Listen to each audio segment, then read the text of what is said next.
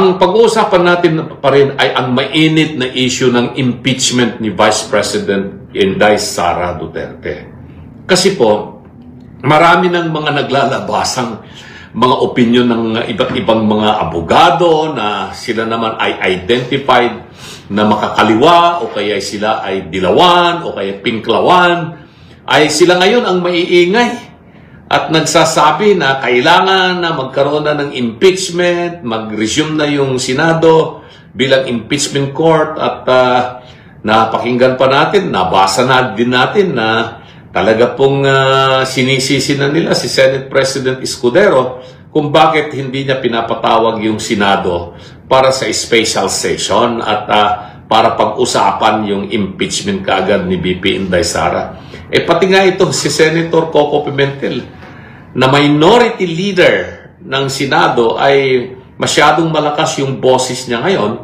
Sumulat pa siya kay Senate President Escudero at nagpa-press con pa siya na magpapatawag ang Senado ng caucus at pag-usapan na yung impeachment at sinasabi niya na i-cancel muna yung kampanya ng mga nakaupong senador at pag-usapan muna yung impeachment. Bakit nila minamadali yung impeachment na yan?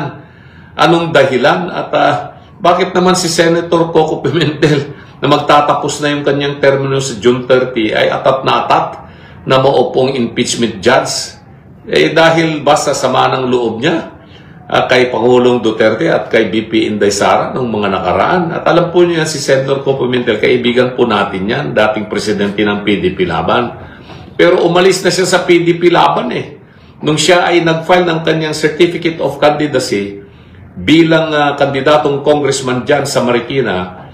Ginamit po niya ay Nationalista Party. Automatic yan na siya ay hindi na kailangan naming tanggalin dahil siya na mismo ang umalis Kumuha na siya ng kanyang bagong partidong Nationalista Party. So, hindi na niya dapat gamitin pa yung PDP Laban.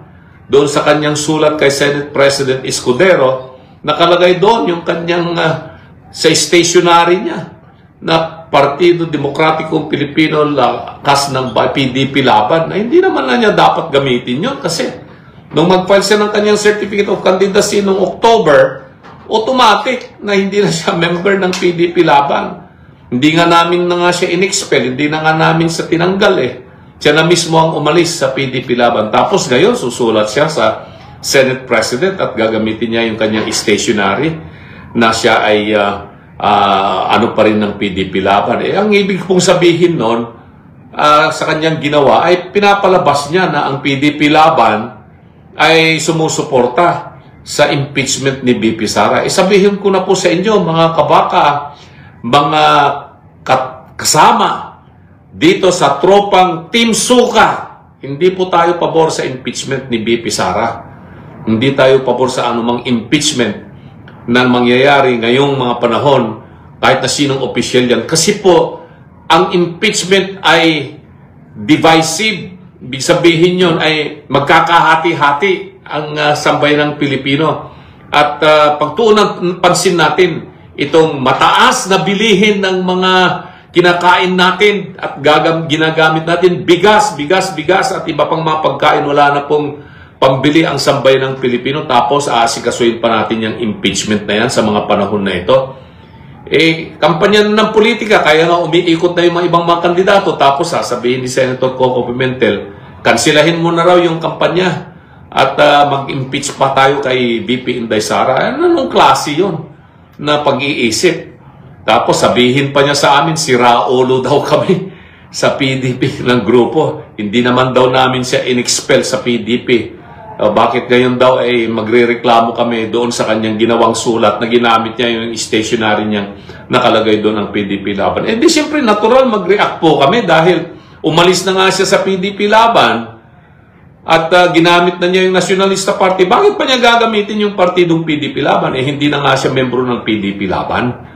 Maliwanag po yan, hindi na namin kailangan umakto pa na siya ay tanggalin ng membro ng PDP. Ang gagawin na lamang po namin sa PDP Laban ay burahin na lamang po namin yung kanyang pangalan sa listahan ng mga membro. Hindi na namin na kailangan pang magkaroon ng expulsion laban sa kanya. Kasi siya na mismo ang umalis. Sino pang i-expel mo kung umalis na nga siya? Pero ang ating mga kababayan, dami na, mahigit 200, 300 nandito sa TikTok na nanonood po sa atin. Maraming salamat po sa inyo. At dito naman po sa Facebook, lalong dumami. Halos 100 na yung mga naka-live at nagla-likes, nagre-react, nagko-comment. Maraming salamat po sa inyong mga komento. Pasensya na po kayo at hindi ko po mabasa na po yung inyong mga komento. At ito naman po mga ibang abogado na identified din po na sila ay nasa Dilawan o kaya Pinklawan o kaya nasa grupo ng mga terorista, ay maingay na maingay po sila. Siyempre, yung mga ibang grupo naman diyan na nandiyan po sa grupo ng mga kongresista, ang ingay din. At pinagpipilitan na yung kanilang interpretation ng salitang shall forthwith, immediately daw at kaagad-agad mag-resume na yung impeachment ng Senado. Yung shall forthwith, hindi naman ang ibig sabihin literally ay immediately. Ibig sabihin niyan, there is a reasonable delay. O, kasi nagkaroon na nga ng legislative calendar yung Senado bago pa naisampa yung mga impeachment. Pinagbutuhan na yan ng dalawang Kamara, Representante at Kamara ng Senado, na ito yung kanilang legislative calendar sa 19th Congress. Lalo on the 3rd regular session, kasi 3rd regular session na ito ng 19th Congress. Patapos na sila sa June 30. Tapos, isinampan ng Kamara yung impeachment, ni-refer nila doon sa Senado noong February 5, last day of session ng Kongreso. At nag-adjourn na nga for a recess hanggang June 2. Bakit nila ipagpipilitan kung anong opinion yung mga pinapalabas nila na pwede naman magpatawag ng Senate President na ganito, kasi separate yung impeachment court sa legislative function ng Senado. Tama yun. Impeachment is a non-legislative function of the Senate. But the impeachment court cannot be created unless the Senate as a legislative body is in session. Mag-session muna yung Senado bilang isang legislative body, tapos doon sa agenda ay sa kanila itatayo yung impeachment court at i-approve nila yung kanilang impeachment rules. Yan ang procedure. Kung hindi po nagse-session ang Senado at ang Kongreso, ay wala pong pwedeng mag-create ng impeachment court kasi ang mag-create ng impeachment court ay yung Senado mismo. Transform nila yung kanilang mga sarili itong mga senador from being legislator to become what? Magiging sila senator judges ng impeachment court. At yung impeachment court ay iba doon sa Senado. So ngayon, dahil naka-recess, paano tatawagin yung special session? Maliwanag yan sa provision po ng ating saligang batas. Nasa Article 6, Section 15 yan, na ang pwede lang tumawag ng special session ay ang Pangulo ng Pilipinas para pag-usapan kung ano ang kanyang legislative agenda. Maging yan pong legislative agenda na yan ay national bill of great significance or even ordinary local bill. Pwede siyang magpatawag ng special session. Nasa presidente na po yan. Kung ano yung kanyang legislative agenda, dahilan ng pagpapatawag niya ng special session. Pero hanggat hindi nagpapatawag ang presidente ng Pilipinas at ilatag niya yung kanyang legislative agenda, walang magagawa si Senate President Escudero kung hindi hintayin yung June 2 at doon ay mag-resume ang Kongreso para sa naiiwang bahagi ng 3rd regular session ng 19th Congress. Doon lamang magkakaroon ng creation of an impeachment court. At sa kasalukuyan, may mga nakabingbing mga kaso na po sa Supreme Court. 2 na po yung nakabimbing na kaso sa Supreme Court kung hindi ako nagkakamali. Patungkol po dyan sa issue ng impeachment na yan. Tapusin muna natin kung anong sasabihin ng Supreme Court dito sa mga petisyon na sinampa ng magkakabilang panig dyan. At doon natin malalaman kung yung impeachment case na isinampa ng House of Representatives at nandoon na sa Senado ay constitutional.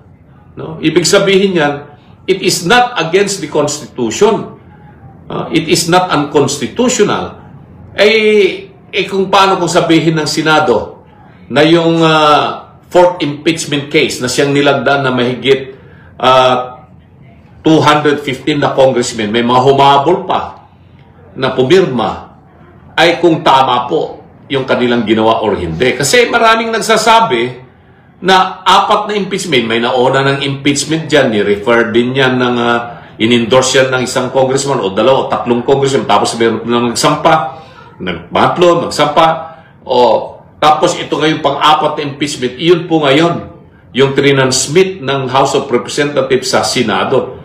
Tama po ba yun? O kaya ay mali? Dahil meron na naunang 3. Meron kasi nakalagay sa ating saligang batas doon sa provision po ng Article 11 na pinagbabawal ang paghahain ng anumang impeachment laban sa parehong opisyal sa loob po ng 1 taon. Meron nang nauna, pangalawa, pangatlo, tapos yung pang-4. Ang issue dyan, nagkaroon na ba ng initiation of impeachment? Nung ang unang impeachment ay nasampa sa House of Representatives, sa Secretary General's Office, at merong endorsement ng congressman. At yun ay pinatulog sa opisina ng Secretary General. Tapos may pangalawang impeachment uli. Ganun na naman, merong nag-endorse na naman mga congressmen.